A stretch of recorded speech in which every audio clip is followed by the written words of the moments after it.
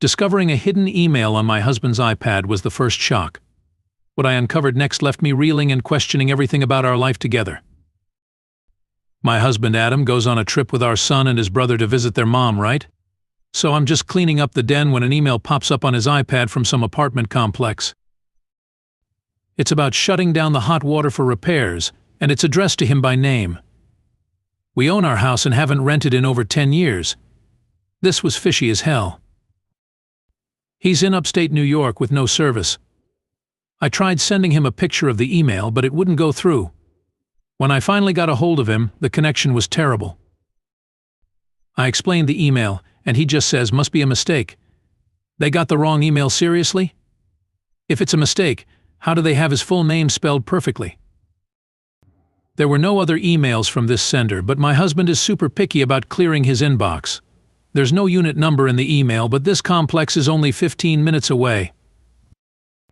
I had no reason to mistrust my husband, but this email felt strange.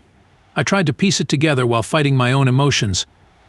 I trusted Adam completely. We had been happily married for 6 years and shared 2 kids, a daughter and a son. Yet my gut feeling was telling me something was off.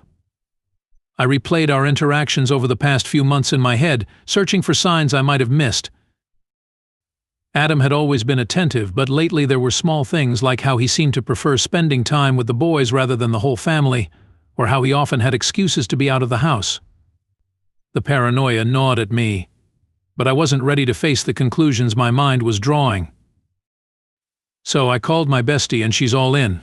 She calls emergency maintenance, posing as a delivery driver, and gets the apartment number. We drive over there, knock on the door, and I'm left in tears when it opens because there's a 25-year-old woman standing there asking what we needed.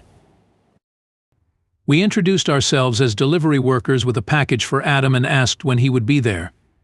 While we were asking questions, 2 small children, about 5 years old, ran up to the door and stared intently at us. We heard at least 3 more women talking from inside the apartment. The woman who opened the door looked frightened and abruptly closed it. We tried knocking again, but the door stayed shut, and she threatened to call the police. I was really upset and started crying as we headed down the stairs. My friend Stacy was just as shocked. When we got outside, we saw the 3 women and the kids looking at us from the window before they quickly closed the curtains. Stacy looked at me with wide eyes, her voice trembling. "Jennifer, what the hell was that? Who are these women? And those kids?" I wiped my tears, trying to steady my voice. "I don't know, Stacy. This is insane. How could Adam do this? We've been married for 6 years. We have kids. What is going on?" "You should call a lawyer," she said. But I didn't want to believe that Adam had done anything wrong. Stacy put a comforting hand on my shoulder. "We need to figure this out. This can't be real. Maybe there's some explanation." "But what kind of explanation makes sense?" I shot back, frustration and hurt blending in my voice. "Did you see how that woman reacted?" She looked terrified. "And those kids?" "Do you think he's living a double life?" Stacy asked hesitantly, clearly afraid of the answer. "I don't know what to think," I admitted, my voice cracking. "I trusted him.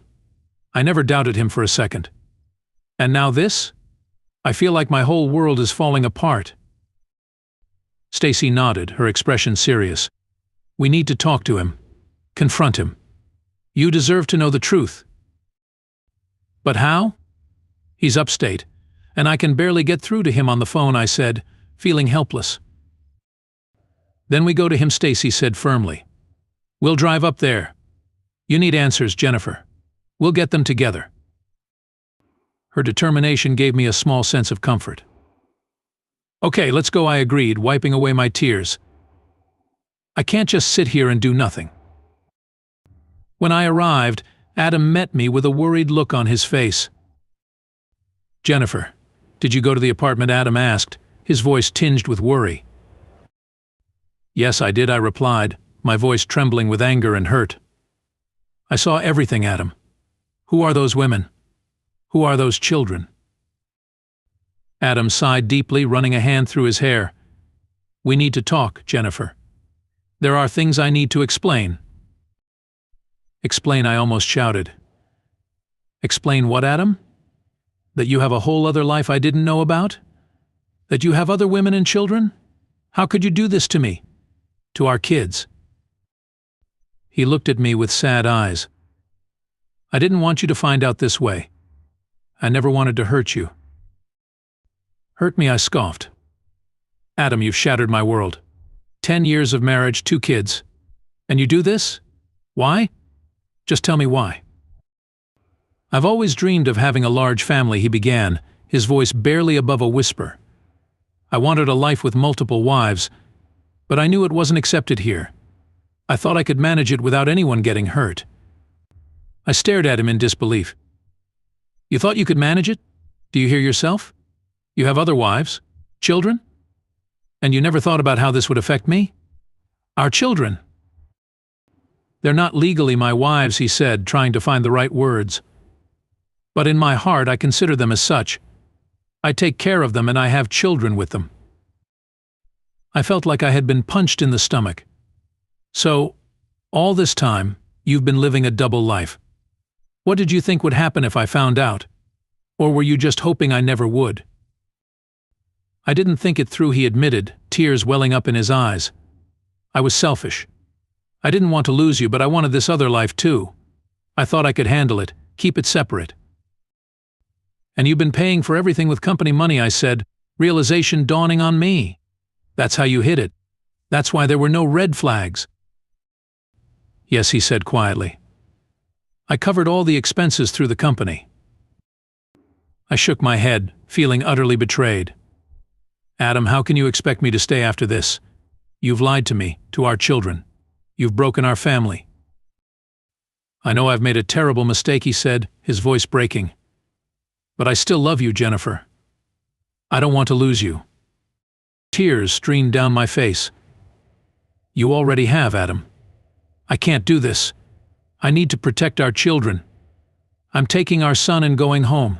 My mother-in-law and brother-in-law, who had been standing nearby, were shocked after hearing the revelations.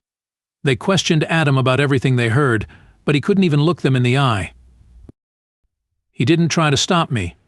He knew there was nothing he could say to fix what he had broken. As I drove away with our son, I felt a mix of sadness and relief. The man I thought I knew was gone, replaced by a stranger with secrets too deep to forgive. I contacted a lawyer and filed for divorce and full custody of our 2 children.